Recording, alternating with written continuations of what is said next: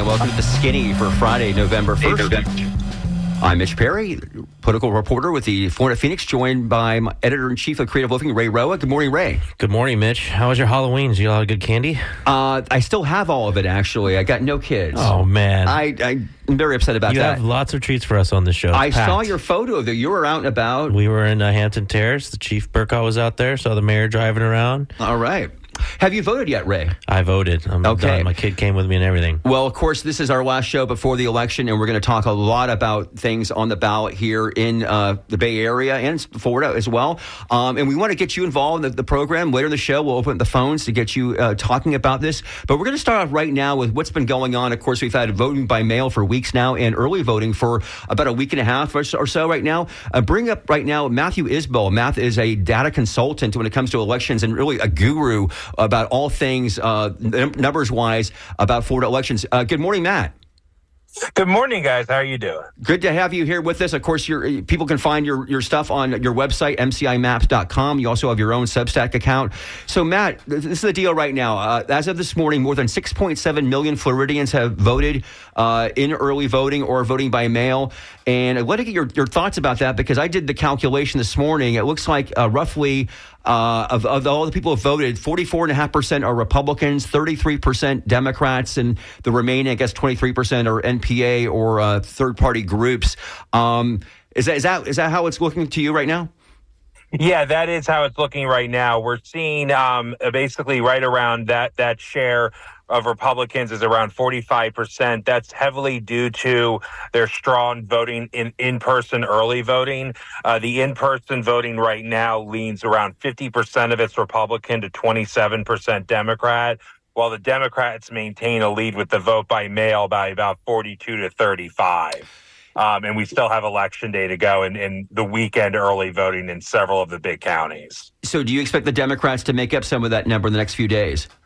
I think they have a good chance to close the gap a little bit, especially on Sunday when we have Souls to the Polls events in the black churches in a lot of big counties. Though it should be noted, I do expect the Republicans to maintain a pretty firm lead in vote cast. And that's largely because, even with this current gap in vote cast, that is not because of a massive turnout issue among Democrats, as like in terms of the two parties getting a percent of their registration out. The Democrats only trail in turnout, like their percent of Democrats, by only about 3.5%. They've gotten out about 50% of their voters, and the Republicans have gotten out 53.5%. The issue is for Democrats is that the Republicans have such a large registration advantage in the state that even if there was even turnout, the Republicans would still have a big lead. The Republican lead in turnout, the Republican lead in registration is 8%, so it's pretty big. Okay, I thought it was 7. Yeah, 39 to 31. Is that how it breaks down? Yeah, right around that, 39 to 31. Yeah. Okay, right. And then the 26% NPA, 3% third party, roughly 29%. So, Matt, let's talk about down here in the Tampa Bay area. Right now in Hillsborough County, Republicans have a 2.5 percentage advantage in votes cast over Democrats so far. In Pinellas County, it's larger than that, 4.7%. I think this is my thought going into this race. I've been saying this the last couple of weeks, actually. I think every Democrat in Hillsborough County has to be a bit vulnerable. We have seen the voter registration gap here drop dramatically from just 4 years ago when there was over 73,000 more Democrats than Republicans registered in the county to just about 5,000 more Democrats versus Republicans. And then you've got so far, again, an advantage for Republicans. So, I mean, that's my thought about the Democrats in Hillsborough County. What are your thoughts there? Yeah, Hillsborough is definitely like a key battleground in this state in the election. Like when we really think about, it's very likely, Donald Trump will win Florida statewide. This is definitely a likely Republican state. But there's so many local battles, county commission, the state attorney race over there, and in other counties as well. I think that we will see, Democrats are certainly hoping for this, but there is a big pool of Democratic voters still to cast ballots in Hillsborough, especially black voters and student voters. And historically, these voters tend to vote more on the weekend before voting or Election Day itself. Election Day itself, while it has historically in the last several years been much more Republican, we are starting to see more and more of like just the hardcore super voters showing up early now. Like a lot of Republican super voters have already cast ballots, and there's a lot of super voters, and by that I mean people with strong voting history that are black and younger, and Democrats that have not voted yet in places like Hillsborough. So as long as they show up, and I'm not saying it's a guarantee, but if they do show up and their history says they have a voting history, then that could narrow that gap. And if we go into it where Hillsborough has essentially a near tie in its vote cast, or maybe even if it leans a little bit Republican, the key thing then is going to be that large batch of independents, which are, really going to be the kingmakers here in places like Hillsborough. Now, again, we're speaking with Matt Isbell. He's a data expert here in Florida elections here. Democratic Party Chair Nikki Fried is attempting to eliminate the Republican supermajority in the Florida House specifically. I believe they've targeted over a dozen races. Do you have any predictions, thoughts about how many seats, if any, that they're going to be able to gain this year? I do. If turnout kind of remains as we're seeing it, and we don't see any, as long as we don't see a Democratic collapse in turnout over the next few days, then I do expect the supermajority will be broken. There are several races, especially in the Orlando area and down in Miami-Dade, that are vulnerable for Republicans. Seats like Fasabe and 106. Seats like 37, 38 in Orlando. Tampa Bay doesn't have as much just because of the way the map is. But I think, like, for example, over in Pinellas, I think Lindsey Cross will be fine for the Democrats. But I don't think the Democrats have any real good pickup opportunities in the area.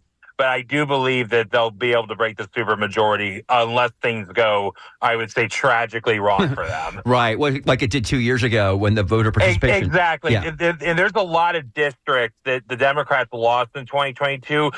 Places like HD 47, like when Carlos Smith lost in HD 37, that realistically, these are seats that voted for Biden by double digits are very likely to vote for Harris by solid margins. And they were lost because of historically bad turnout that I'm not seeing in those districts this time. I'm seeing a lot more. Like, I was seeing warning signs for those districts 2 years ago at this time, and I'm not seeing that now. So some of them I feel are like low-hanging fruits for Democrats. Now, you wrote a post a couple of weeks ago about how Ron DeSantis has, quote, weaponized state agencies against both the weed and the abortion rights amendments, Amendments 3 and 4.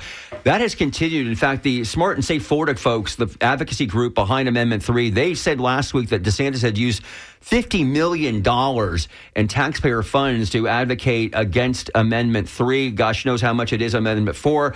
But, Matt, this is something we've never seen before. And how do you think this is going to affect those big amendments that we're all looking at on Tuesday night? This is like a really disturbing weaponization of the state. It got worse after I posted that article.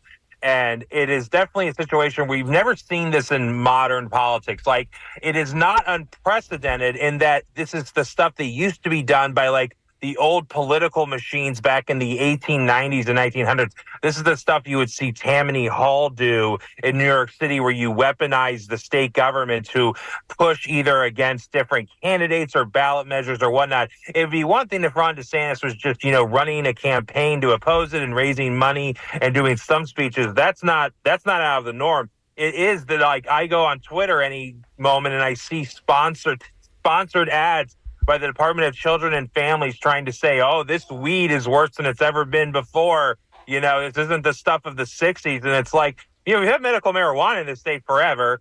And, and then against Amendment 4 as well, just like threatening TV stations and all this. It's very distressing. And it is a situation where you worry that this is just going to become the new normal. And what other governors in other states are going to look at this as a new model? So I'm very concerned about it. Matt, that's all the questions we had for you. Anything else you want to tell our listeners as we go into election weekend and election day next Tuesday? I would say for anybody out there that's really watching the early voting data, don't get too obsessed with it. I try to add as much nuance as I can. Here's what the data looks like, but here's, for example, who's outstanding, who might still vote. I'd say if you want to be involved in this, get out, canvass, door knock, phone calls. Don't look at my spreadsheets for a couple minutes, but don't obsess over them. Right. and just keep at it. We've got four or so days left. Matt Isbell, thank you so much for joining us here on The Skinny here on WMNF. Thank you for having me. All right, that's Matt Isbell. You can see his work at mcimaps.com. Now we're going to look at what has been hyped as one of the most competitive congressional races here in Florida. The only one, really, the 28 seats that are up for election. And that's, of course, across the bay from here until Tampa. Pinellas County's 13th congressional district race. And that, of course, is the seat where it's held currently by Republican Anna Paulina Luna. She's considered to be safe, what some people would say, is she beat Eric Lynn by 8 points in 2022. But Democrat Whitney Fox thinks she has a legitimate shot at knocking off the freshman legislator, and she's joining us right now via Zoom. Good morning, Whitney. Good morning, Mitch. Thanks so much for having me. Great to have you here with us. So you have made basically now, you've run a really strong campaign, but it's tough, Whitney. We know that I believe this is at least a +5 district, Republican +5. We said that Luna won it by 8 points last year, and yet, or 2 years ago, and yet you have you've ran this race thinking that you can knock her off here. So how is it going right now as we go into the last few days of the election? Yes, Mitch. I mean, it's going quite well, actually. You are spot on that it is a Republican district, and I'm happy to say we've got a lot of support from Republicans, independents, and Democrats. I mean, a third of the voters are independent voters, and we have talked to many Republicans who are fed up with the fact that Luna, they gave her a shot. She did nothing with her time in Congress except cause chaos, chase culture war headlines, and the facts are in her record. So they are looking for a pragmatic leader who's actually going to go to Washington, D.C. and fight for the people of Pinellas County. And that's what they see in my candidacy. And that's why we're doing so well. And that's why we're going to win in a few days. You tweeted this morning, quote, "The day before Hurricane Helene, Luna voted against disaster aid. And the days that followed, she was busy attention seeking at an out-of-state rally instead of helping us recover. Luna has shown us what her priorities are, and we're not one of them." This has been your message, that she is out of the mainstream of Pinellas County Republicans historically here. And yet, she's supported by Donald Trump. And these days, that's pretty magic in the Republican ranks. So a lot of Republicans are going to have to switch sides here to go for you. I know that anecdotally, I know you talk often that you meet Republicans who say that they're going to vote for you. Is it going to be enough to do this, along with, of course, the NPA vote here? Yes, I think that the voters here in Pinellas County are honest, hardworking people, and they gave Anna Paulina Luna a shot, and she took it for granted. She thought she's in a safe district, so she doesn't have to answer to the people. That's why she won't debate me. That's why she's never held a single town hall. And that's why she's just continued to do whatever it takes to get headlines and to grow her social media following. And we are going to see what that has gotten her in the election in a few days, because the people in Pinellas County are fed up with it. And regardless of party affiliation, they want someone who's actually going to get the job done. And that's what we're running on. We are talking to voters. We hear their concerns about affordable housing. We hear their concerns about rising costs of home insurance. We hear their concerns about their own reproductive freedoms. And we are addressing these issues. And that's what we deserve in a leader, is somebody who's going to listen to the voters, what they care about, regardless of party affiliation. We are bringing people together. And that's why I have so many Republicans supporting me. I got a phone call yesterday from someone saying, "Whitney, I am a lifelong Republican. I have never voted for a Democrat, and I voted for you today, and so did my entire family," because they know that I'm here to work for them, regardless of party affiliation.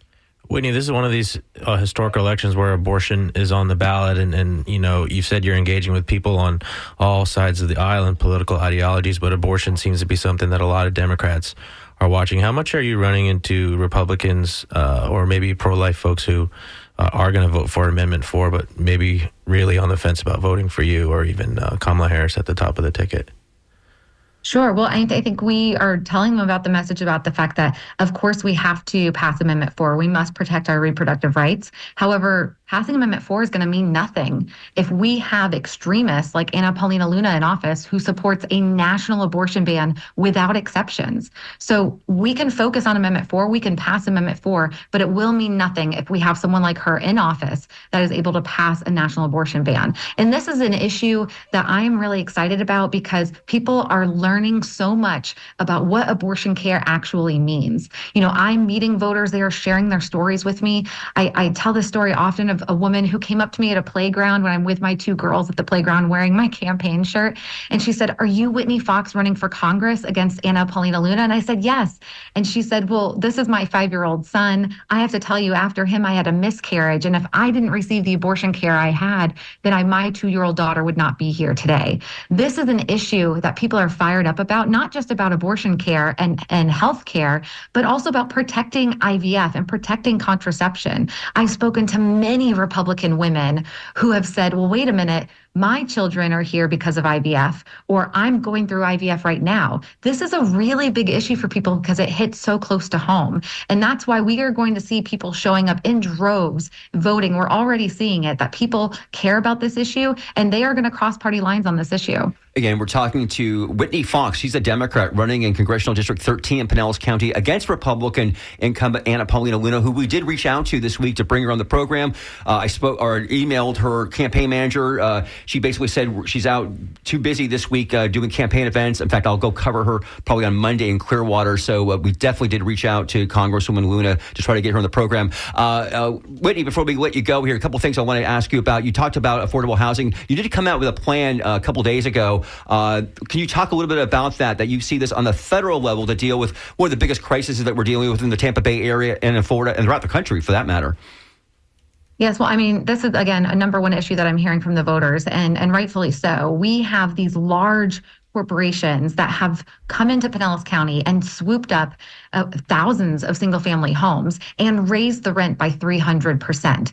I mean, I went to a firefighter Ops 101 day here with our Pinellas County firefighters and spoke to many of them, asking them about the issues they care about, and realized that many of our firefighters don't even live in Pinellas County because they can't afford to do so. I mean, my own mother, who raised me as a single mom, she was the first nurse at Moffitt Cancer Center. She's still a nurse there to this day. She is a hardworking person, and she just recently, a few years ago, was able to purchase her first piece of property, a small, quaint condo that she's very proud of. And now that she gets close to retirement, she's worried if she's going to be able to afford to continue living there. And this is the story I'm hearing from so many people in the district, especially with a large senior population who are on fixed incomes as housing continues to rise in costs. So there are many things that we can do at a federal level. We need to keep these large corporations in check. We need to expand programs for first-time home buyers and provide down payment assistance and lower interest rates. There are things we can do at a federal level. We just need serious people in office who are going to actually make these a priority. Now, also, of course, Pinellas County just racked so hard from Hurricane Helene in particular.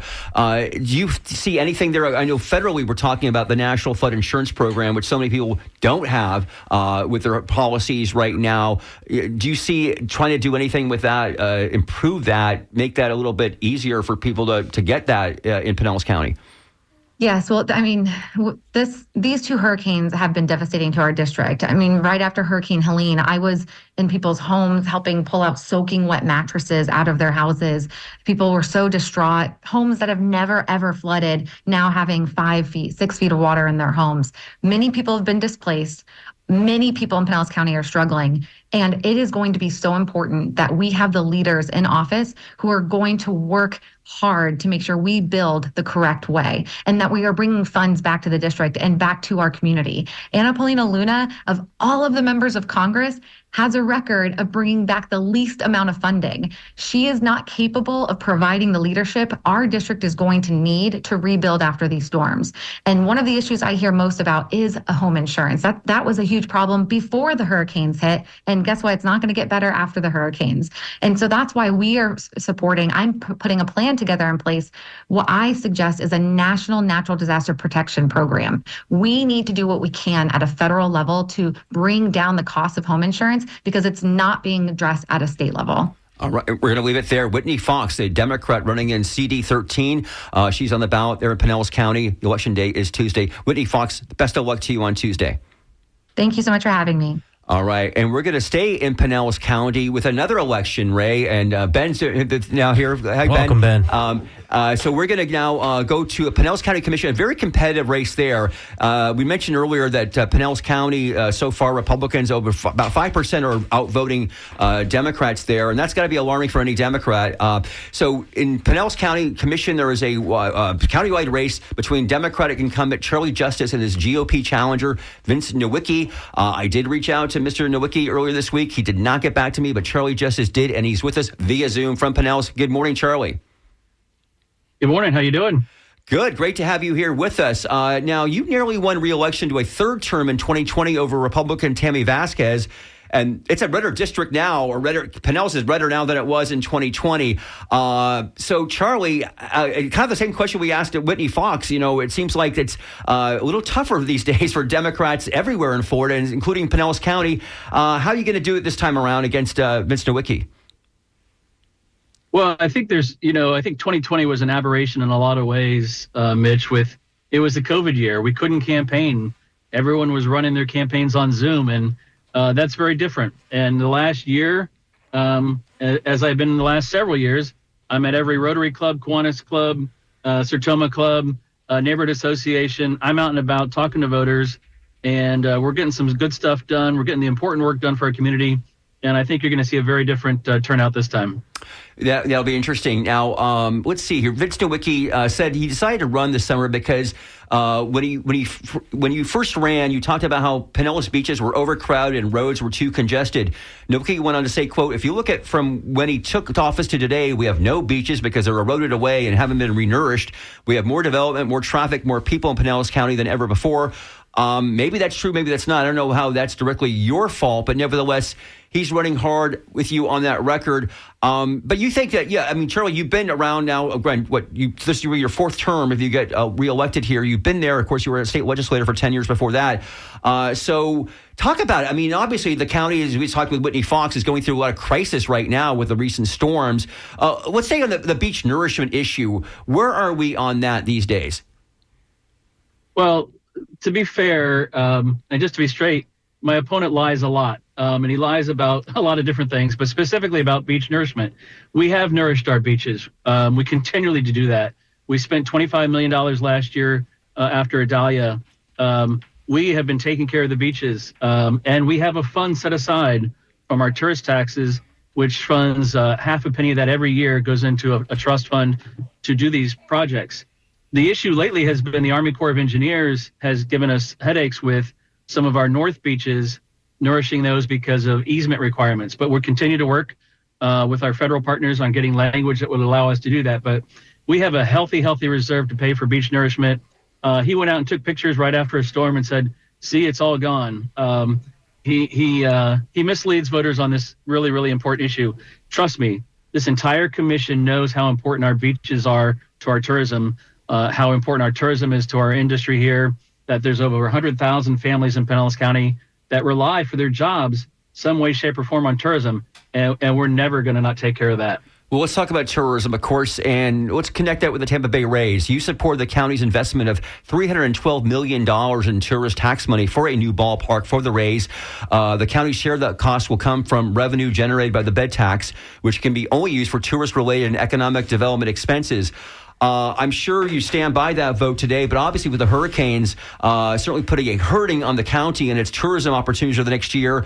Let's talk about for right now, Charlie, the issue with tourism, with the motels down there. I mean, I'm hearing contradictory information about how back the Pinellas County barrier island beaches are. What's going on there?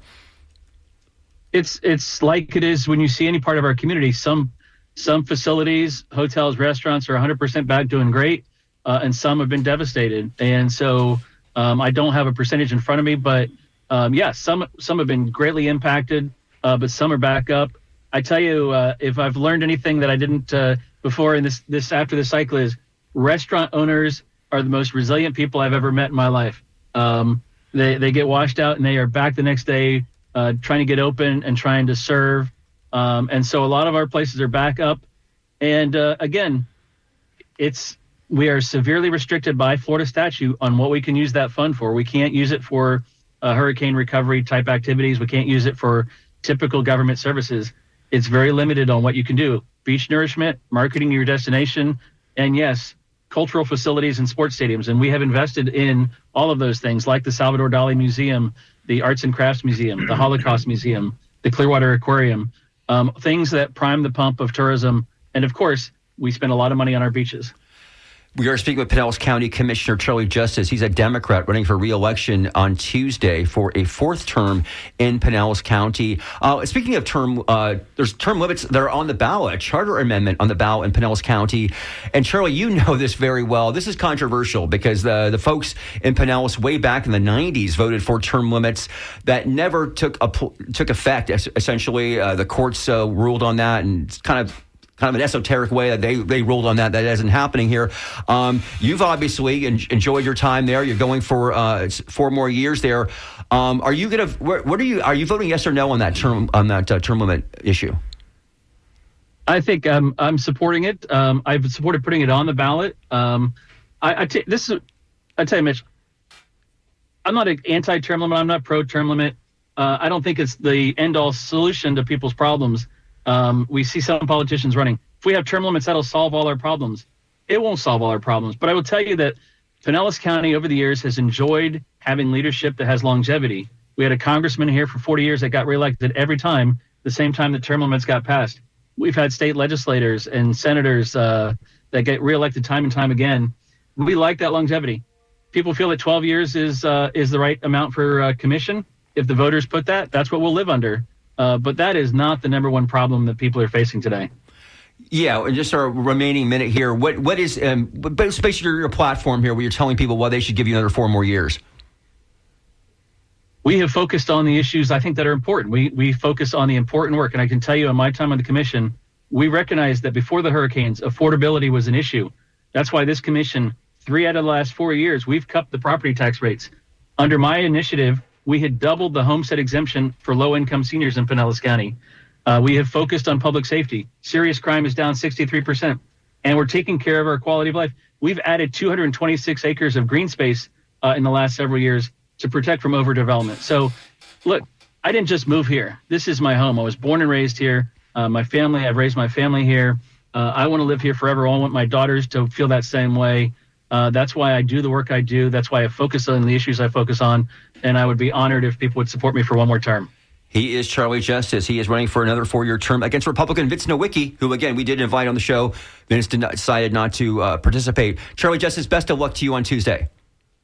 Thank you, sir. Appreciate it. All righty. All right, folks. Now we're going to move into the panel discussion today, and we're going to talking about all the elections coming up on Tuesday here in Hillsborough, Pinellas, and Florida. So let's bring in our guests here, and that includes in studio. We've got Brittany Wissey, who is the president of the Tampa Bay Young Republicans, which bills itself as the second largest young Republican club in the nation. Hi, Brittany. Hi, thank you for having me. Great to have you here in studio. Hi to Doug. Yes. You might be hearing the cooing of her young son. How old is Doug? He is 1 month. Oh, that's awesome. This Congratulations. Is so cool, man. It's so touching. Brittany, is there any way you can move over so I can get a chance to see? Okay, I'll move over to her. And by the way, so we've got Brittany here. We've also got on the line via Zoom, we've got Carla Correa with the Democratic Socialists of America. Carla, are you there? Yeah, I'm here. Thanks for having me. Fantastic. And also, we've got Lars Hafner. Lars is a Democrat who served in the Florida House of Representatives from 1988 to 2000 and now acts as a political analyst for 10 Tampa Bay. Lars, good morning. Good morning. Great to have you all with us. So let's get into it. I'm going to start with you, Brittany. We've got a lot of races, obviously, locally, statewide. We got the presidential race. What are the race or a couple of elections that you're really focusing on as we go into election next Tuesday? Right. So the Tampa Bay Young Republicans have obviously been very focused on the presidential race. You know, here in Florida, we feel like it's very safe. Donald Trump is going to win this state. So aside from that, we have just been working on getting people out to the polls. We've been working with Turning Point Action and a texting campaign.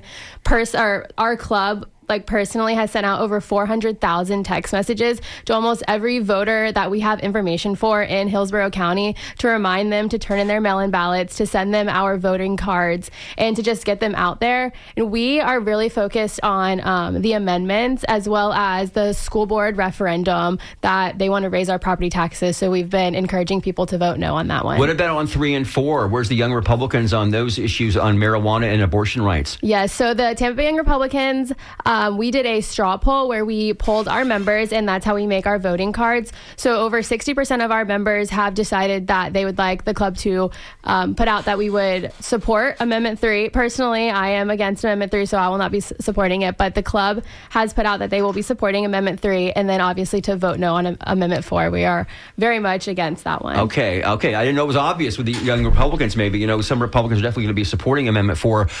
Carla, let's go to you. Any specific elections or races that you're really focused on? Yeah, absolutely. So one of the most important ones is that property tax referendum for the schools that Brittany had mentioned. I'm working really hard to make sure that gets passed, because I just want people to know, anybody who's listening, if that doesn't pass, that will mean an over $6,000 pay cut for our teachers. And that money funds school trips, it funds technology, it funds our literacy programs. It funds so much in our public schools and also our charter schools, thanks to the state. So we definitely need that one to pass. And also, of course, Amendment 4. I mean, we need the right to abortion. DSA has been working overtime trying to get that one passed. Amendment 3 is super important, of course, the legalization of marijuana. So those are the biggest ones on my radar, and of course, the presidential election. And we should say that you're in Pinellas, of course, Carla. Brittany's in here in Hillsborough. Both Hillsborough and Pinellas have referendums on schools, a tax there, a property tax referendum. Hillsborough also, of course, has another tax, and we can get into that a little later, the CIT. But anyway, so that's going on there. Lars, what are the races that you're focusing on? Well, I'm looking at the overall state and the influence that Harris at the top of the ticket for the Democrats, what will that do to the women's vote here in the state of Florida? Will that translate into the Powell-Scott race being closer than what we might imagine just because of the enthusiasm gap and the women turning out? And then as you go down here in Pinellas, of course, you already had Whitney Fox on today, but the Fox-Luna race, again, will the women's vote influence that race in any capacity? Then if you look at the legislative races, I'm kind of interested to see whether the House can win back 4 or 5 seats for the Democrats to keep the Republicans from continuing to have a supermajority. And then, of course, the school board races, because the governor has put so much emphasis on winning school board races, and he did so poorly in the primary, losing several of those races. But now in the general, either he will get his candidate in or the candidate that opposes him will get in, and we'll kind of see what those numbers look like. So we'll see how much sway the governor actually still has. And then down, of course, to the amendments, how will that take place, especially as you already talked about 3 and 4. But I'm a little interested in number 1, too, looking at education, thinking education, perhaps sheriff and supervisor of elections should stay nonpartisan because they shouldn't have a political bent to them. I'm interested in how Amendment 1 goes, because if Amendment 1 passes and we go to party recognition for that amendment, then will sheriff and supervisor of elections and others follow in the future. Right, partisan school board races, which is very hot. You just mentioned, Lars, about DeSantis weighing in on these school board races, and there is one race there in Pinellas. That's Yes. Katie Blacksburg versus Stacey Grier. We had Katie Blacksburg on a few weeks ago, actually, who is a Republican, but she's not the favorite of Ron DeSantis here. So that's going to be interesting. Also, I'm going to ask both Carla, stay with Carla and Lars for a moment. You're both in St. Petersburg. St. Petersburg is also voting on city council elections. And this is the first time, right, this has ever happened on a presidential ballot. St. Pete has historically voted on like 2019, 2023, these odd years, as it were. And the charter amendment, I believe now this is the first time you get more voter participation. But then the negative people say is it gets lost with all these other top of the ticket races. So starting with you, Carla, what do you think about the fact that you are voting for city council races on Tuesday? I think it's a good thing. I think it encourages voter turnout in our local elections, which are super important because a lot of the issues that we face here locally are able to be addressed by the city council.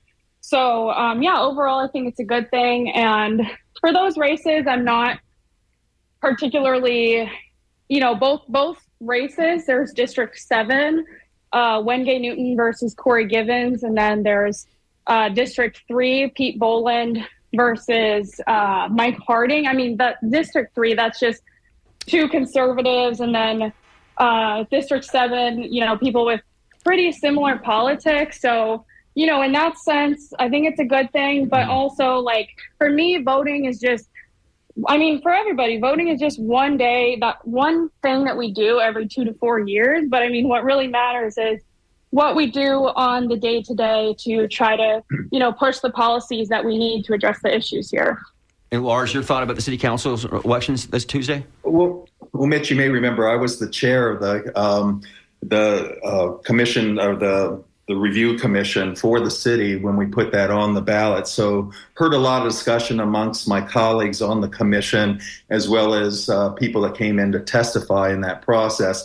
And you're right, the downside to it is that the races get lost in the process when it's in the presidential year. And but the community felt like having it in the presidential year is an opportunity to get more votes and more people engaged. But it'll be interesting this year in particular, because this ballot is so loaded from the president's race all the way down to the amendments that I think people will stay engaged on the ballot. In the past, we know that there's been a lot of fall off after maybe the president, maybe the Senate race, and people not going all the way down. But because of the amendments, I think that's going to pull people all the way through. And I think, again, a good thing for St. Petersburg is that these races are nonpartisan races. So people will have either had to do their homework, or they'll flip a coin when they come to the names, or they'll pick the name they like best on the ballot. But it kind of kept the party politics out of it, so that St. Petersburg can continue to kind of have a bipartisan type city council. And that's a good thing. Brittany, let me ask you, you talked about straw polling, your club. In the past, we've talked to you. You're very in touch with the sentiment and the feelings within your club. You know your people in there. The Democrats have spent the last 8 years or so basically running and saying we're not Donald Trump and things like that. And is there any sentiment within your club that's growing a little bit exhausted with Donald Trump's brand of Republican, values and things like that? How much do people want to kind of get away from some of that keeps them in the headlines so much? Right. So we did see that during the primary. Our club did choose to endorse Ron DeSantis for president. And it was a close poll. Within our club, it was about 65-45. But now that Donald Trump is the candidate, I think some of us, we might be ready to move on, and we're ready to get someone younger. That's really the sentiment, is we want younger candidates so that we can vote for somebody who looks more like us and who understands our struggles. Donald Trump is a great candidate, but he's almost 80 years old. He's the old guy now. Yes. Yeah. So that is what we're seeing, is we want younger candidates. And I know, you've mentioned Anna Paulina Luna and Whitney Fox's race over in Pinellas County. It's exciting because they're both young women, and we don't see that very often. So while obviously I'm friends with Anna Paulina Luna, and I hope that she wins, and I encourage people to go out and vote for her, it's just exciting to see young women on the ballot. And that's really what our club is focusing on in the future. Do any of the three of you think that the presidential race in Florida will be closer than the polls have predicted so far? I don't really think so. Oh, sorry. Go ahead. No, I think so, only in the sense that, again, the tremendous women's vote. I think that the DeSantis victory that everyone's judging the state on was an anomaly because of the situation running against a tired candidate that the Democrats put up in Charlie Crist, who wasn't funded. And so therefore, Trump still may have his way in Florida at a pretty good sized margin, but it won't come close to the DeSantis margin. Right. Yes, I do agree with Lars on that. I don't think he'll win by 20 points, but I don't think it will be close. I think he has a very good shot at a clear majority here in Florida. Hey, Carla, before we go to you, I know you're the DSA. I don't know what you think, your thoughts about, the Israeli Gaza situation, Gaza with Hamas. I know that has been a turnoff for some younger voters in terms of what Joe Biden was running on, and now we've got Harris. What are your thoughts there? And are you a supporter of Kamala Harris actually voting for president there? Yeah, so I think here in Florida, we're going to see a huge turnout in third-party voters. I personally am voting third party. Donald Trump, on his face, he's racist, he's a warmonger. And then when we look at Kamala, she's basically pushing the same policies. And I think a lot of young people can see that. And it's almost like she clearly doesn't want our vote, so she's not getting it. And so, I personally am supporting the Party for Socialism and Liberation candidate, Claudia Dela Cruz and Karina Garcia. I mean, when we look at what's happening in Gaza, when we look at, the policies that have led up to, the genocide taking place, that's a red line for me and a lot of young people and a lot of progressive people. So, no, I mean, she's not getting our vote. She's been overseeing this genocide just as much as Joe Biden, and she's not really saying anything to make it better. And that's just on the Gaza issue. But when we look at when she talks about migrants and she talks about the migrant crisis, in her latest ad, one of her newest ads, she's bragging about, I supported the toughest border control bill in decades, and she's promising to hire thousands more border agents.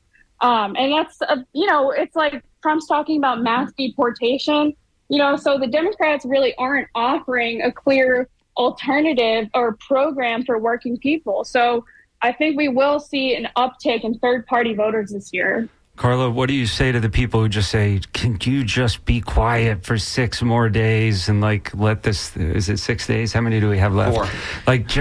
Just pull the switch for Kamala and let's get past this, to people like you. What do you say to them?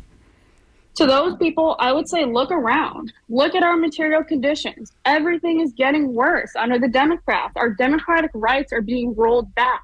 We're not seeing any progress in environmental policy. We're seeing racism getting worse. We're literally under a genocide. And you know why we're seeing all this under Democrats is because of that exact mentality. Just like, shut up, we got to support the lesser of the two evils. And then so all the Democrats have to do is be like a tiny bit less evil than the Republicans. What is that? We can't accept that.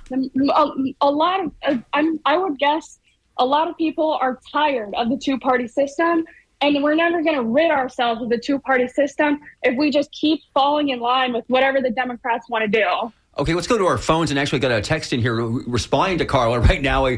Greg writes in, a no vote or a vote for a third party is a vote for Trump. Please stress this, writes Greg. Let's go to our callers. We've got a couple on the line. Let's go to Bob. Bob, you're on the Skinny here. Hello, Bob. Hey, Bob, you there? I might want to hit it one more time. One more time. I'm sorry. Okay. There he is. Yeah, I'm here. Sorry about that. No, that was our phone. So my question was, earlier we were talking about the flood and such like that. Since Scott was in office, the DEP has been gutted. He wanted development to occur quickly, and it is occurring quickly, even in Pinellas County. And a lot of the developments that are going in are in marginal areas that a lot of it was left over from former wetland mitigation projects. And the state's not really doing it because not the DEP is incompetent. First of all, it's gutted, but they're not allowed to do their job. So is the county going to come in, or are any of these legislatures going to propose hiring more people for DEP to do its state-mandated job? Because as of now, it's not doing it. And, we're giving tax breaks to corporations to come in and people to move here, but we're actually putting them in harm's way. And they're not aware of that because they haven't lived in Florida for a long time and don't know what's happened. So I'm not hearing any kind of policy on dealing with this problem of not having a functioning Department of Environmental Protection and protecting these wetlands, which has been made even more difficult by the Supreme Court decision to do away with half the wetlands. And Manatee County is actually revising its development laws to build in a lot of these areas. Right. All right, Bob. Thank you for the call. I'm sorry to cut you off there. Charlie Justice would have been the guy to ask there, but of course we just had him on for a few minutes there. That's really very relevant in terms of talking about the DEP and what's going on with our environmental policy here. We really don't think we have anybody to respond to that. Chris in Clearwater. Let's go to Chris here for a moment. Good morning. Is Commissioner Justice on the line today? No, he's not. He was sorry, Chris. Yeah. I just wanted to bring up again, because it's relevant in the news, the main plank of this platform, as well as Commissioner Janet Long's back when they were elected in 2012, was to bring water fluoridation. Yeah. Which they did, and of course they were the commissioners, 2 new commissioners who replaced other commissioners who had voted to end it, which we had succeeded in 2011 in doing. And so they had the votes needed to re-implement water fluoridation. Well, now, just over a month ago, there was a ruling in a federal court that the EPA does have to regulate it because it is a developmental neurotoxin. And that decision is Food and Water Watch versus United States EPA.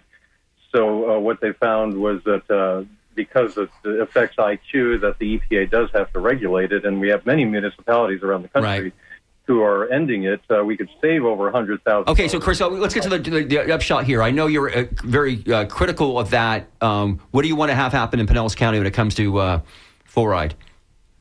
Well, to pay attention to the will of the overwhelming supermajority who appeared on the day that, which was November 29th, 2012, to oppose water fluoridation.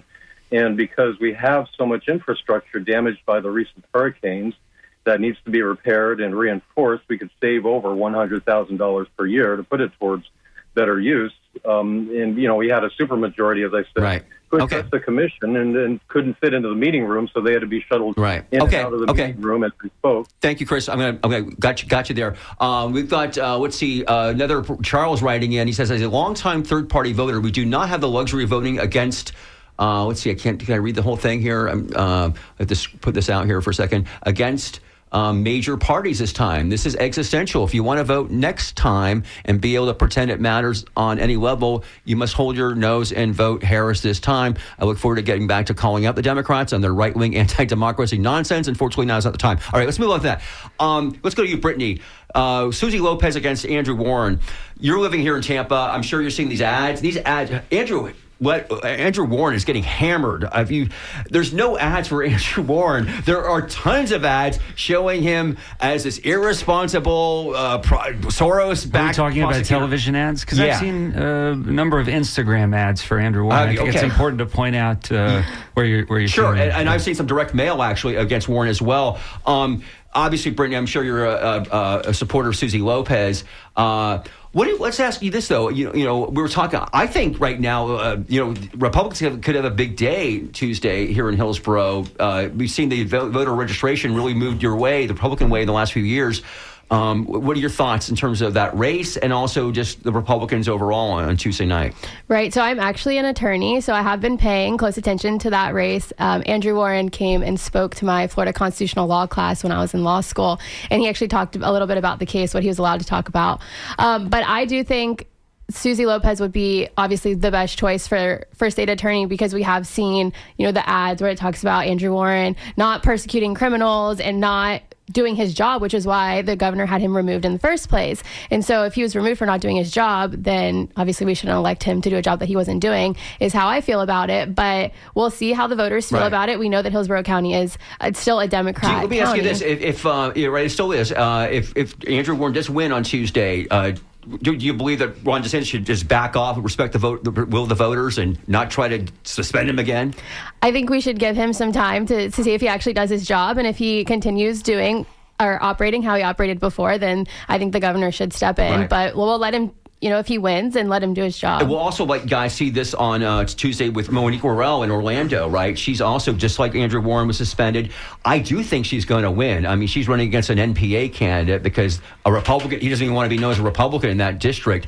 And we had that attorney on, you might remember. The intrigue in that race is absolutely insane when you consider the lawsuits that are out and things like that. Yeah, and we had the attorney on, if you remember, from a month and a half ago or so, who said that DeSantis' chief of staff, James Oltmeyer, said flat out, get out of the race. Well, he also said that if Monique Worrell wins, we're going to get her out. He did say that.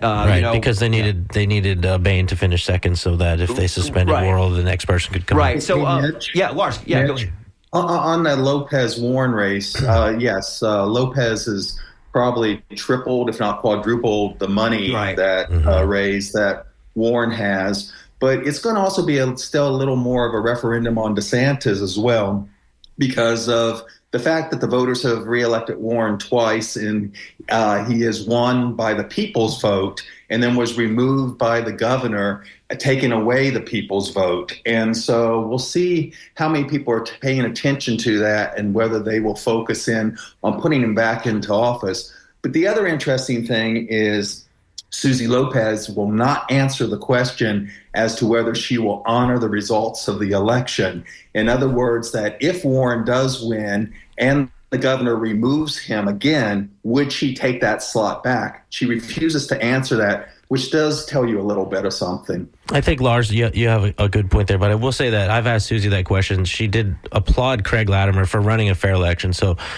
I think she would acknowledge the election results is true, but to your point about would she, be okay with DeSantis doing the same thing? If DeSantis removed Warren again, would she take that job? Yeah, she was here. Yeah, she said she would. Yeah. I do think that this race it'll be a lot more interesting than it has been in the past, because as we know, a lot of people don't pay attention to these down ballot races, but because this one has garnered so much attention over the past couple of years, you might see a lot more people go out and vote who maybe they didn't vote for Andrew Warren the first time and that's why he won. A lot of Republicans probably didn't pay attention to this race. So we could see this would be a good chance to view voter turnout and how engaged voters actually are with down ballot races. It will be because, supposedly one of the reasons former Tampa Police Chief, what's his name? Who was the former chief? Darn it, I can't remember now. Mary O'Connor. No, there's so many, but Dugan. Yeah, Dugan, who's Dugan. Really he loves Andrew. Right, but it's about the protest of 2020, the George Floyd protest, and that Andrew was up for re-election in November of that, after all that, and he won by 6 points. So go figure. We just got a couple of minutes left to go here. Let's go to Jackie, who is calling in from Sarasota, wants to weigh in here. Jackie, good morning. Excuse me. Good morning, Mitch. Can you hear me clearly? We can, yes. Okay. I'm calling to say that voting for Kamala is not voting for the lesser of two evils. It's a vote to empower women. And the more women that can have control of their lives and their bodies, that they can also be involved in government and help solve our problems, compared to, Trump, who wants to do whatever he wants, whatever he wants for women, whether they like it or not. I think his theme song should be the Stones song, Under My Thumb. And Kamala, put a woman in charge. Thank you, Jackie. We should, somebody just wrote in, it says, curious about voters who ascribe so much power to Harris. She is vice president, a very limited role. Do they expect her to shove President Biden aside, foreign or economic policy? So, anyway. Do you have a response to that, Carla? I'm curious to that caller. Yeah, like in terms of people who would say, hey, there are women traveling hundreds of miles to get, health care. If we vote for Kamala, we have a chance to make their lives safer here locally. Sure. I mean, if we look at it's really not about Kamala as an individual. I mean, because Kamala represents much more than just herself. I mean, when we say put a woman in charge, it's like, okay, put a woman as a CEO, put a woman as a landlord. It's like they're still doing damage to women in their role, whatever they're doing. So when we look at, the issue of abortion rights, we see the Democrats in Biden's first 2 years, they had the majority in the House and the Senate. And I don't want to hear any excuses, because there's been several times that that's happened when they could have codified abortion rights into law, and yet they didn't. And every single year they use it as a bargaining chip, and they say, this is the most important election of our lives. If you don't do it, women are going to lose all their rights. And it's like, well, that's happening under the Democrats. So I say all this to say that I'm not here to condemn anyone who's voting for Kamala, because it's only one day. But I am saying that we need to be working on securing our rights through independent movements, because that is the only way our rights have been secured in this country, is through regular people coming together and fighting for them, not the Democrats. Thank you, Carla. We don't have any time. That was Carla Correa from the Democratic Socialists of America, also Brittany Wissey from the president of the Tampa Bay Young Republicans, and also Lars Hafner, former Democrat. Ray, we don't have enough time. I wanted to talk to you about your op-ed you wrote with Colin Wolfe about the Tampa Bay Times not endorsing in the presidential Senate races. It was a wild op-ed. Yeah, maybe we can talk about the repercussions of that on Friday, because this election might not be resolved by then. There's a very good chance that we'll know a lot about the local races, but we could still be, have that, I appreciate the one election day is one day thing, but this thing has felt like it's been pretty long, man. Yeah, it's been a pretty long campaign season. We thank you guys so much for being tuned in with us here at WMNF Tampa. We love talking about this stuff with you. We love getting all the calls. Thank you, Irene Matthews, for handling the calls for us. Skip Sassy, thank you for running that board and all that Zoom. Joe Ellen is in Studio One with Art in Your Ear, which will be a little bit of a palate cleanser for the politics. Thank you so much. We'll see you on the other side of an election.